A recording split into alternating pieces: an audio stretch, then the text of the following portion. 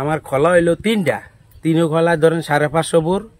এখন এই বোর্ডটাও একদম রাস্তার সাইডে অনেক উঁচা ছিল, এরপরও পানি বন্দি হইয়া পানি আগের বন্যায় মেশিন টিশিন লাগাইয়া ইচ্ছি, ইচার পরও দ্বিতীয় বন্যায় আবার এই ধরনের সম্পূর্ণ বোরগুলি উঠে গেছে গিয়া, অনেক ক্ষয়ক্ষতির ভিতরে পড়ছি। এইখানে আছে দুয়ে খোলায়, আর আরেকটা বোর আছে যে বিলের ভিতরে, ওটা আরও বেশি পানি ছিল, কোনো দিক দিয়ে বান্ধবনের সম্ভাবনা নাই, এটা একদম উঠে গেছে গিয়া। আমরা সরকারের কাছে এই আর কি আমগো যে ক্ষয়ক্ষতিটা হয়েছে আমগরে যদি একটু আর্থিক সহযোগিতা করে তাহলে যেন আবার আমরা নতুন করিয়া বাঁচার মতো, কারণ আমগো যা ছিল সব এটার পিছনে দিছি। গাতি গাবনি একটা গাতি এক দুগোর কাজ করলেই তাদের পিছিয়ে 600 টাকা শ্রম দিতে, তাদের পয়সা দিতে হয় টাকা।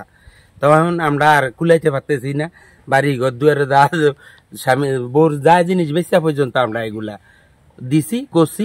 এখন একদম ফকির হয়ে গেছি, হিসাব করলে কিছুই নেই এখন।